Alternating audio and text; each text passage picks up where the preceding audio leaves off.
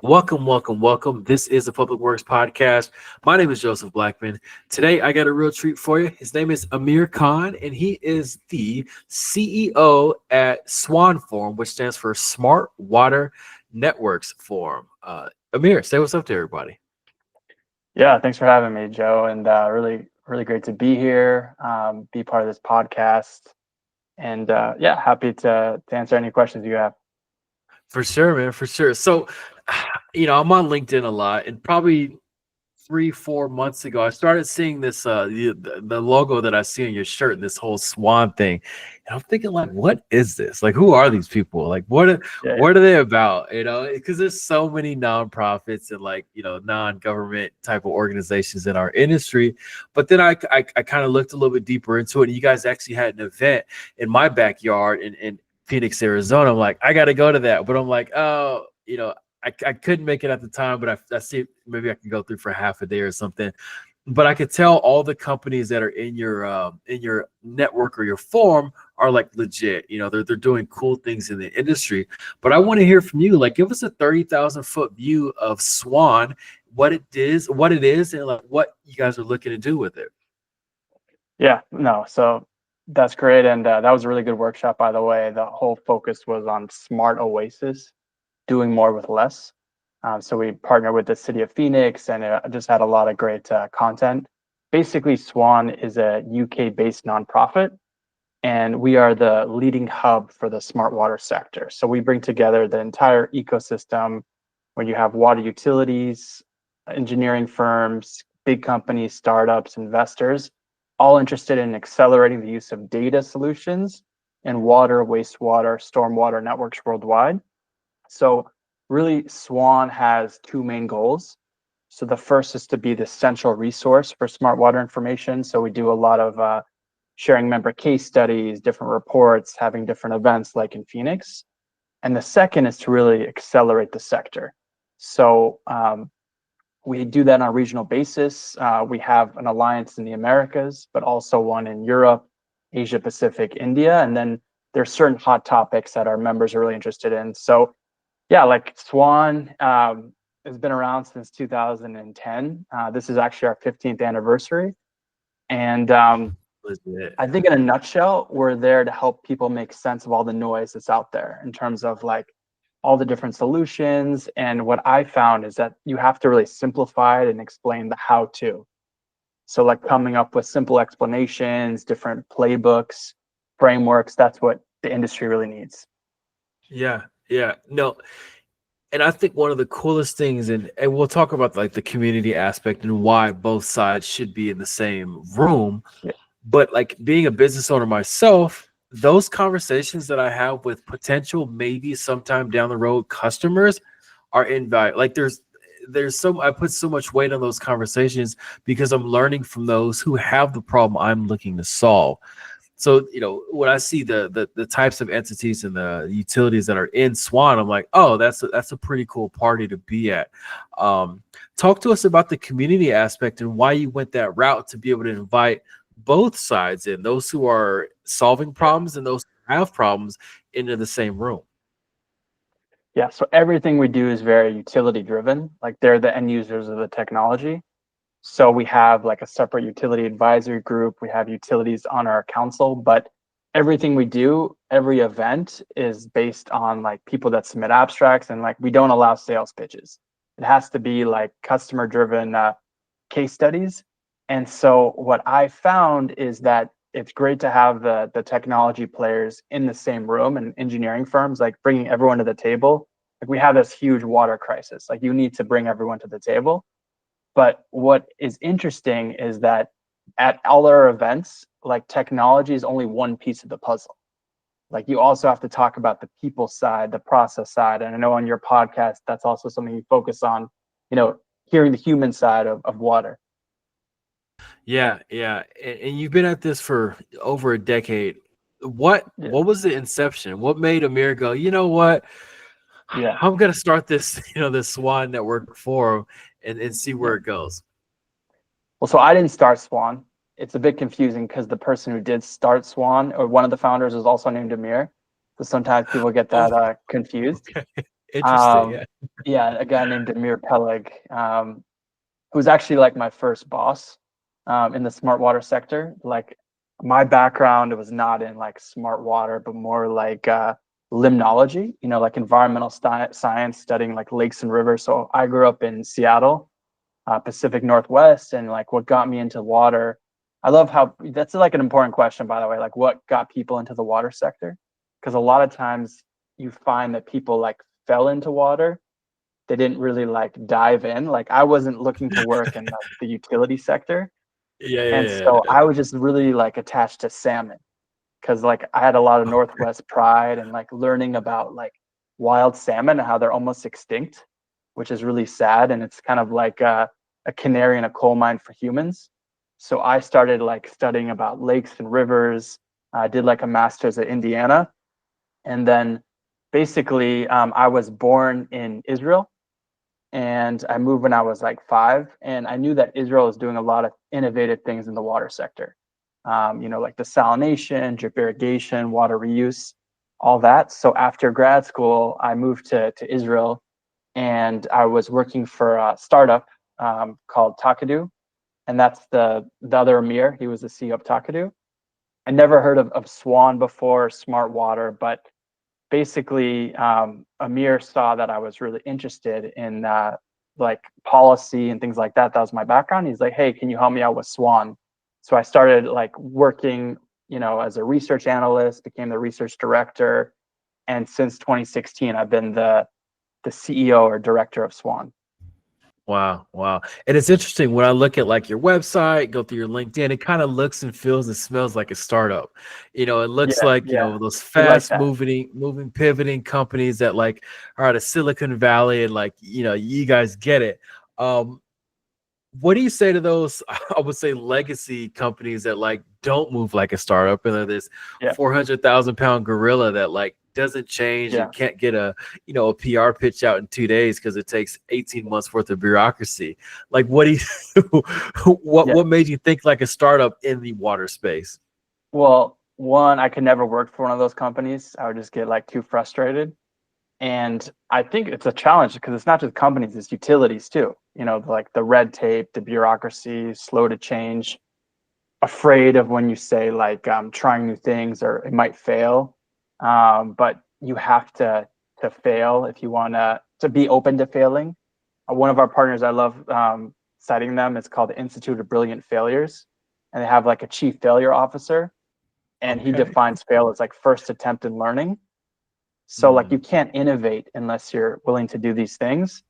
And so I guess my advice would just be like you have to change. Like it's no longer technology is no longer like a nice to have, it's a must have. When you have like aging infrastructure, aging workforce, they call it the silver tsunami. Like we have to advance, and if you're not evolving with the industry, you're kind of going to be left behind. That's my opinion. yeah. No, 100%. I see it time and time again. The companies that are doing really, really big things and they tout on how long they've been in the industry. And I say, well, if you're not going to change that 80 years being in the industry, that's going to be done in the next 5 to 10 years, the way things are moving. So for Yeah. sure. You kept dropping this term or this phrase smart water, like, Yeah, smart yeah. Oh water. yeah, let me define that for you. Like, isn't Um, water like it's just water, right? yeah, But yeah, yeah. First I'm of sure you have all, a better answer. yeah, like it's interesting because you could say digital water, and I heard someone say like they don't like to use the word smart water because it implies like what people are doing is not smart to begin with. But Um, honestly, what it means is just using data to make better decisions. It's just like a fancy buzzword. And the proper way, the academic way, you could say it is like hydroinformatics, but no one's gonna, that's not very catchy. But no. that's like the official way of saying it. But it's basically Yeah. combining water systems with IT systems. And so we've developed like in Swan, like a way to kind of explain what a smart water network is, like using different layers, really from like the physical assets to the sensing to the communication, like to how do you transmit all that information to then how do you visualize it, like technologies like SCADA, GIS, and then the top layer is like, we call it the data fusion layer, basically collecting all that information and providing things like predictive analytics, real-time control. So when you talk about smart water or smart water solutions, you have to understand it's not just one technology, but an architecture. So it's really like an interconnected system. Yeah. But yeah, there's a Yeah. lot of, there's still people don't really understand what it means after like 15 years. So, Yeah. and you know, it's not the water bottle. Like that's definitely not smart water. Yeah. That's Yeah. like a company. Yeah. Smart Yeah. water. Yeah. Sometimes I get off on the whole water train when people get too much of the "we are the world, we got to conserve, save, hug a tree, pet a manatee" type, that energy behind water. And I get it. Like, water is essential to our society. We need water. Yeah. Water is great. But how do you kind of get people out of the clouds and, I would say, on the ground to actually do things regarding water, instead of just talking about it and having all these events where we just have conversations around it, Yeah. to actually doing things that move, society forward? It's funny because actually we want to get people in the cloud, like the big data cloud. Yeah. But I never thought about it that way. But like, I think that you have to focus on, like you said, the human aspect of water, and not just like technology for technology's sake, to address like real challenges that people have. And I think it's really important that people understand, it's because we're a global organization. We also have to like understand every region has its different drivers. Like in Phoenix, like water scarcity is a huge issue. But other places like the UK, like they're very highly regulated, to the point where they have a new law that if there's like a utility dumping things in the river that they shouldn't be, that the CEO of the utility can be like put in jail. No, no way. So yeah, like I thought that was interesting when I heard that. Wow. But Yeah. I think that it's really about building stakeholder trust. So that can mean a lot of different things. Like utilities have to trust the technologies that they're using are going to be like reliable and, deliver what they're saying. But also utilities have to build trust in their community that they're serving them clean water, good pressure. And what you said about water, I think that if you think about it, sometimes in like when you see utilities tweeting and things like that, water is usually painted like as a villain. If you think about it, like there's a Uh, boil notice, there's a leak, there's a problem with your water. Like people don't really focus on yeah. the positive aspects of water. Like you can't have a family dinner or like eat pasta without your water. And like there's a guy that I really work closely with in Australia. His name's Peter Prevost from Caliban Water. He wrote this whole book about like basically like water being like people, like the invisible user kind of thing. Like utilities have done such a good job giving good service that they're seen as invisible. But if you think about it, that's not a good way to build customer trust, because you want them to know who you are in a positive light, not just like in a negative light. So I could talk about this for a while, but I think that there's two things. One is like understanding like what the real challenges are, and two is like figuring out how you can bring all the right stakeholders and build that trust to actually make things happen the right way. Yeah. Yeah. Thank you for answering that. Um, Data as a service. I've seen you've been beating this Yeah. drum on LinkedIn. I want to dive deeper into it. I'm going to give my answer. And so when I think data as a service, I think of taking data points and delivering it back to them to help tell a story. Give us your answer on data as a service, and then kind of what what path you're going down with it. Yeah. So just some spoiler notice, I did a PhD on data as a service. Oh, So like, okay. no, I'm just saying like I love talking about it. That's what I was gonna say. Okay. But basically, there's what I mean by data as a service is much more than just the data. It's actually like a business model. So you probably have heard of like software as a service, right? And so that's kind of like the most commonly known service agreement that's out there. And really that whole AAS, like it can be anything. Anything could be as a service. But the idea of data as a service is that it's much more of like a partnership agreement between a utility and a vendor, where a SaaS, like a vendor is like taking the utility's existing data and doing like an algorithm or predictive analytics. DaaS, the vendor is actually helping the utility generate that data to begin with. So they're taking on a lot more risks. They're going in the Interesting. field, they're installing the equipment, they're making sure it's calibrated correctly. They can Yeah. do a variety of things. They can just provide the utility the data, or they can provide them the analytics depending on their needs. So really, data as a service has to do a lot more with the hardware side of things. And to me, we kind of need these risk shifting business models to make it easier to adopt these technologies. Because one of the biggest 100%. challenges, like SaaS is a great solution. It's really great for vendors. They can scale, but think about all the utilities in the US. How many of them have good data to begin with? Yeah. How many of them could like Yeah. have someone help them, like, manage their big data for them? Yeah. And then also, like, how many of these utilities bought a SaaS and don't even use it because it Yeah. creates more work for them? Like Yeah. you even said with DaaS, data as a service, you have to go in and put in your meters and your flow meters, your valves and all that to be able to collect data, then deliver it back as in some type of analytical way. But a SaaS, like I get it. You could, like, I mean, you probably have a SaaS software that that you pay $8.99 a month and don't even Yeah. use. We all do. And just imagine these utilities that do that. But I like that. And then the business model side of it, that risk, like when I'm a buyer and I know you will be with me because your success is you actually performing well on collecting the data, I'm more likely to sign on versus like buying a software and then now I got to get all my guys to buy into it. Yeah. Like, I'm not saying it's like a perfect solution. There's a lot of challenges with it, because like I did as part of my PhD, like a global utility survey, and asked them like, why wouldn't you use this type of model? And the two biggest concerns are like fears of data security, data ownership. So you have to be very clear in the contract that the utility still owns the data.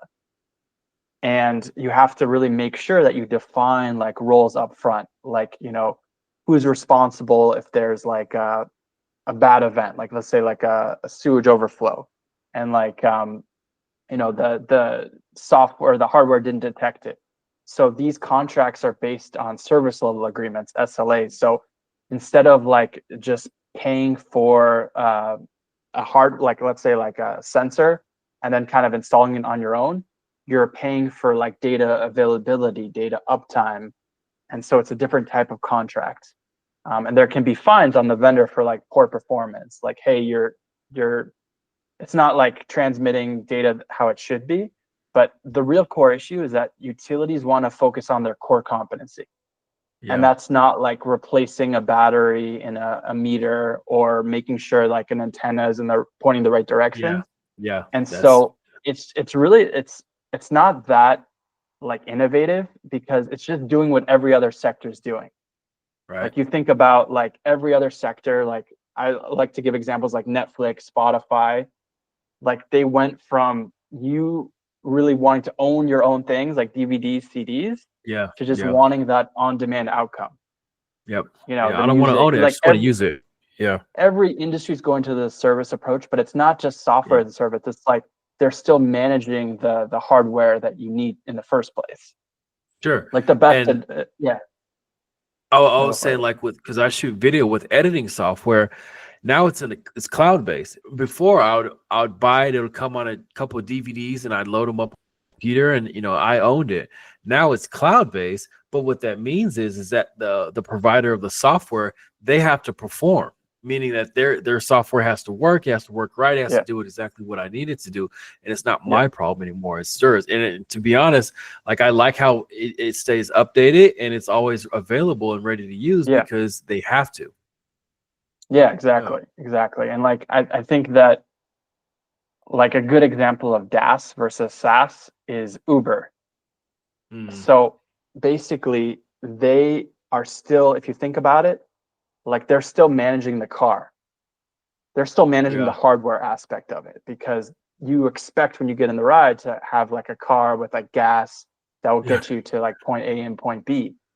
but Yeah. like that's the difference between like DaaS and SaaS. Is the easiest one is like DaaS providers are like getting their hands dirty, like going in the field or making sure like Yeah. the hardware is working. But any as a service, like even SaaS, like it's really important to kind of adopt these models. No, sure, sure.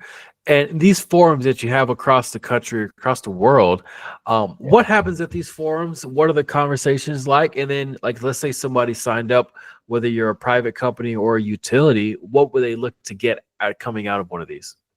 Yeah. So one, it's you're gonna learn about the latest cutting edge trends. Um, and it's really about connecting with peers and global leaders. So a lot of our events, even if they're regional, they'll be like global people that will attend. So you kind of hear like a great example is we did this workshop in Cape Town in smart metering, and we had people from like Australia and Spain coming and like giving their insights, and also like from like Ghana, Namibia as well. So you get like one of Swan's X factors is kind of our global nature. But then you're always gonna be, it's like kind of, if you're interested in data, like we call it like affectionately like water nerds, you know, Yeah, you're gonna, the conversations are gonna start at a higher level in terms of like people interested in data. Cause like people have like been talking about these different things. So everything we do is very data driven. But like I said in the beginning, it's not just about the technology, also the people process side. So yeah, our events are open. You don't have to be a SWAN member um, to attend. But if you are a SWAN member, then you also get like discounted passes or free passes to attend. sure, sure. Yeah. Um, how does Amir keep upskilling himself? I mean, you're leading the Yeah. ship, you're the captain at the wheel. What do you Yeah. do intentionally to keep upskilling? What's your personal and professional development regimen like? Yeah. That's a good question. I should develop a regimen, you know, Yeah, it's a good thing. But I guess like I like to keep a journal. I don't write in it like every day, just like when I'm feeling inspired, but you know, writing about things going on in life, work related, and then I also like go back and read, reflect on it. Um, I also like try to learn things from anyone and everyone, reading different books. One that I recently read was like The Hard Things About Hard Things. I don't know if you read that one. Um, yeah, so it's no, this like ex CEO and talking about different leadership advice and like, you know, I'm a CEO of a nonprofit, which is like different than another CEO, but I think there's still lessons learned. And like one thing I took away was that, you know, CEOs are not always, they're not, the good CEOs are not very like bubbly.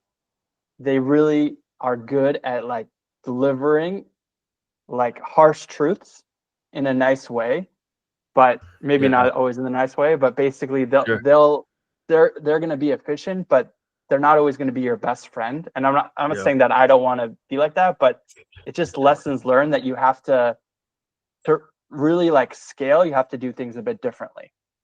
yeah.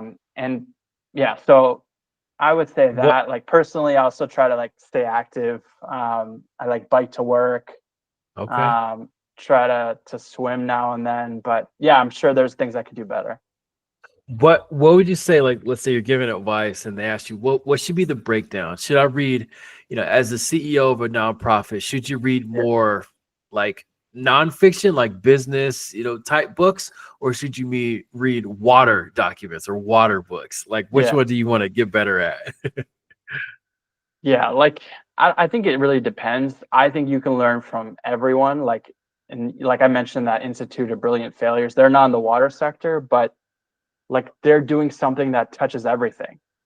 But yeah, like I LinkedIn a lot, reading different articles. I think one of the important things is to like have fun and not take yourself too seriously.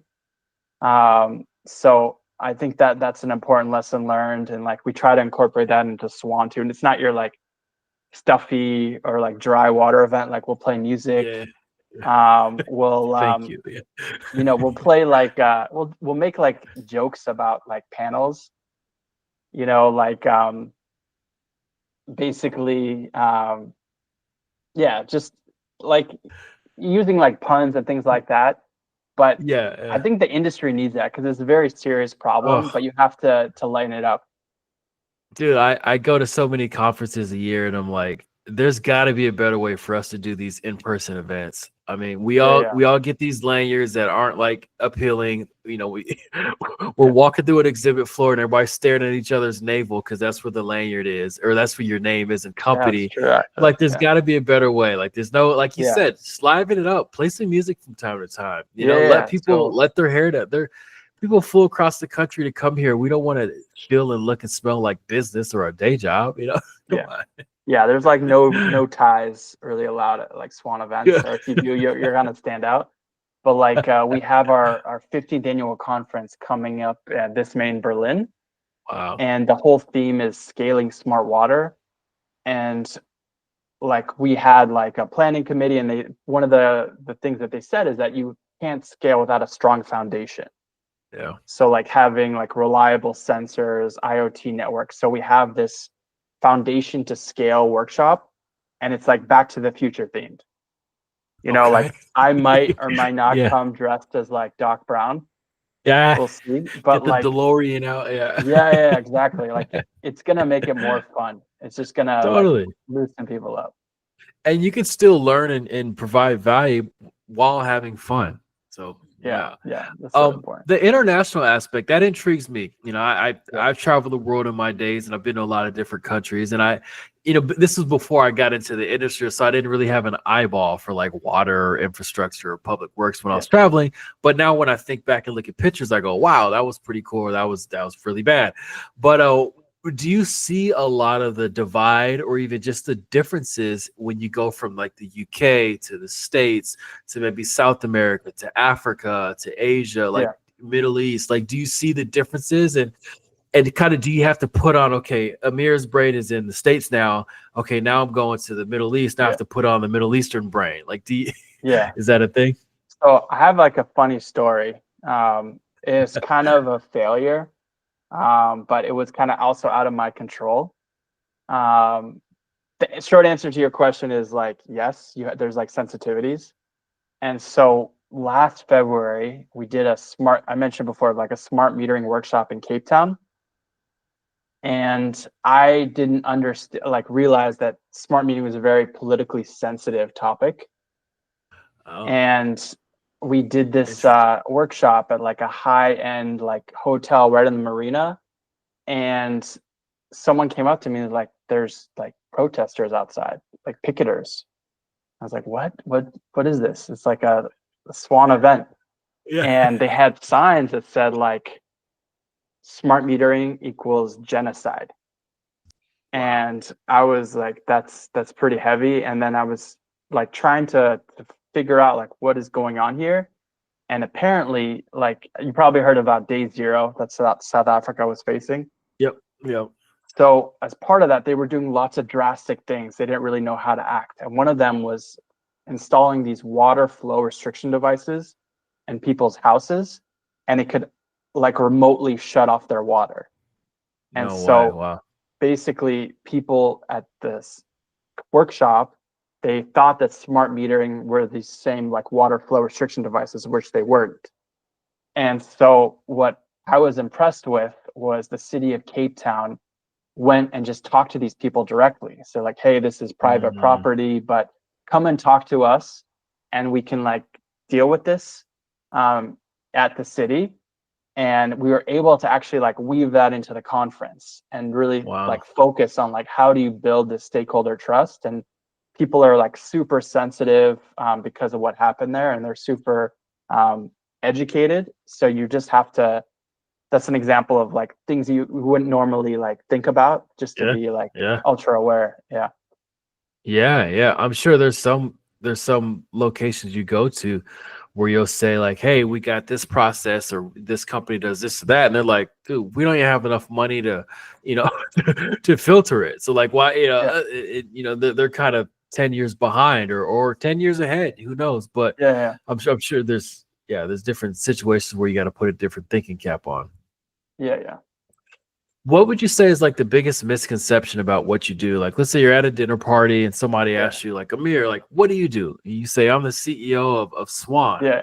They go, huh? And you kind of lead into what you do, but like, what would you say is the biggest misconception about Swan, and what you Yeah. want people to know more about it?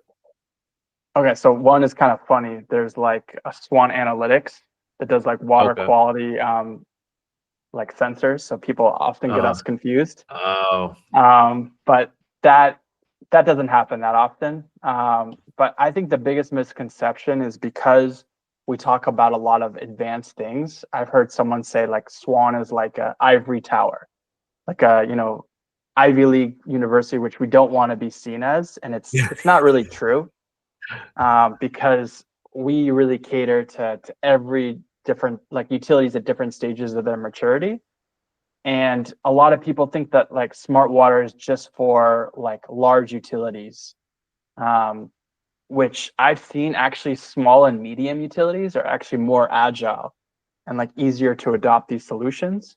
And oh, even like different companies, like within SWAN, we have like our own startup community just geared towards startups. And we focus on things like DAS, which kind of shift the risks. And so I definitely don't think we're an ivory tower, but I have heard that before. That's definitely a misconception. Yeah. interesting, interesting.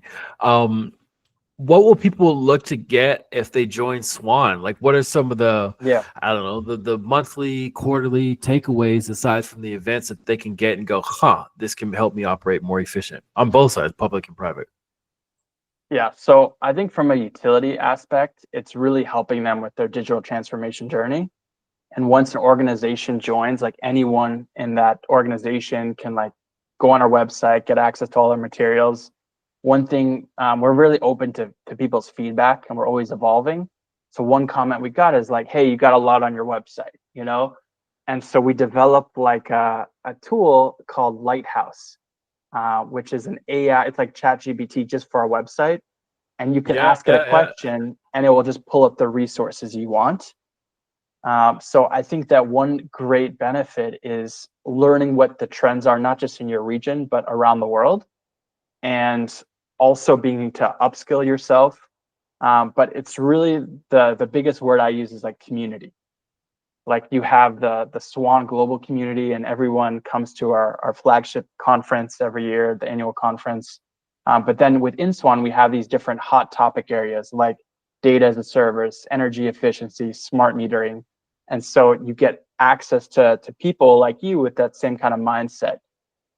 So yeah, it's just a good all around forum. And really anyone thinking about like digital transformation, smart water, it's a great place to learn from others.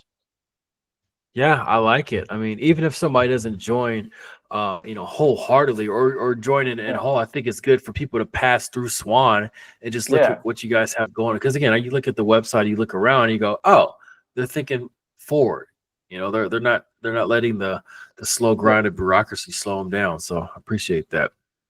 Yeah. Um, you said you like the mid-level, the mid-size utilities because they're more nimble. I'd agree with that on my end also. But who would an ideal customer client be? Should it be a startup just getting into Yeah. the industry? Should it be like a legacy engineering firm that has like a new Yeah. offering? Like, what are some of I guess, the makeup of the customers, clients that are part of Swan? Yeah. So we don't really have customers, we have members. Um, and so it's like everything we do is membership driven. But I would say like anyone, depending on where they are, like in the beginning, middle, like they're very optimized, they would say with their smart water journey, it's a great place to learn from others.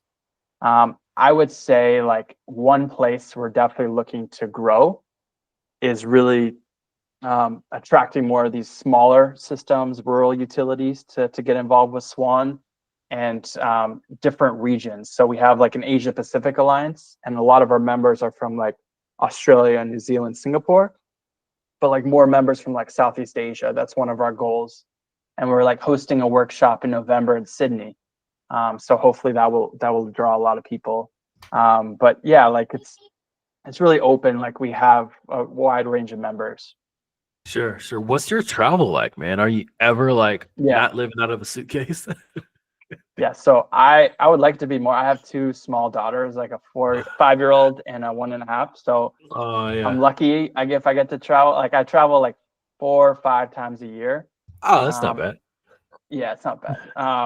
I would like to travel more, but you know, I have to respect the family.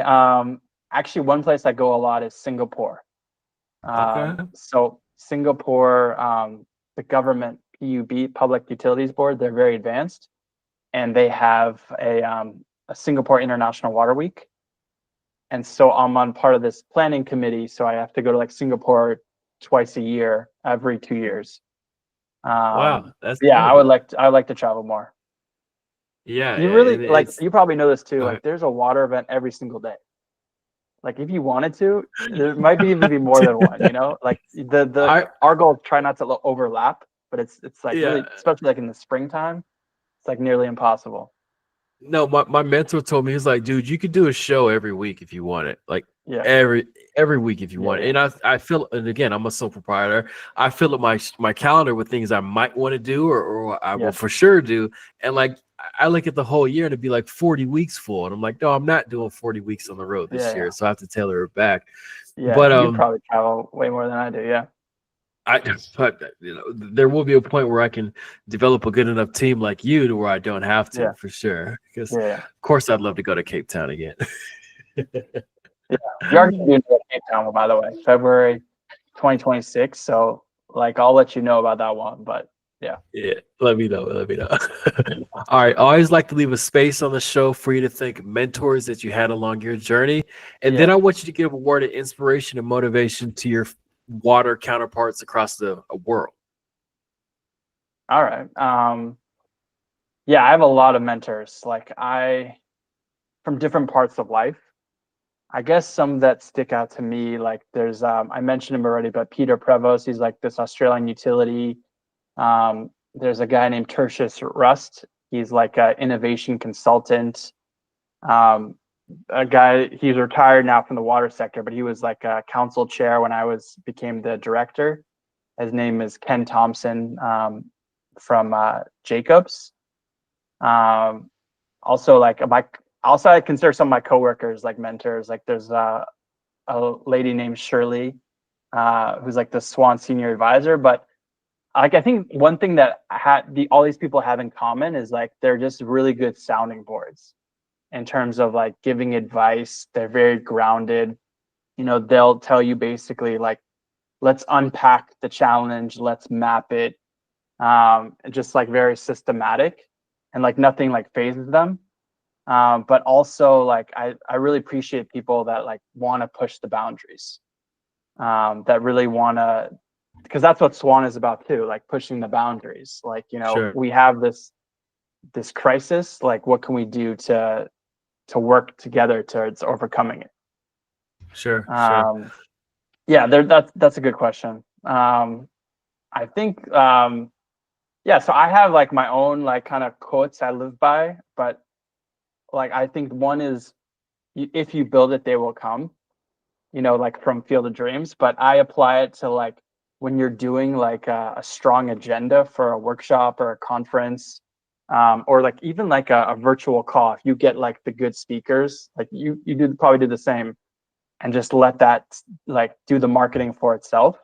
Uh, Um, One thing I've also seen is that like we've grown, and a lot of times you have to know your own value. So like another thing I think is like staying humble but knowing your own value, and you know, not letting people like, you know, diminish you or something like that. Like, you know, really interesting. Yeah. understanding your own value. But I think the biggest one for the industry is just collaboration, like not Yeah. reinventing the wheel. Like if someone already has done something innovative, let's say like utility in the UK, how can a utility from Phoenix learn from them?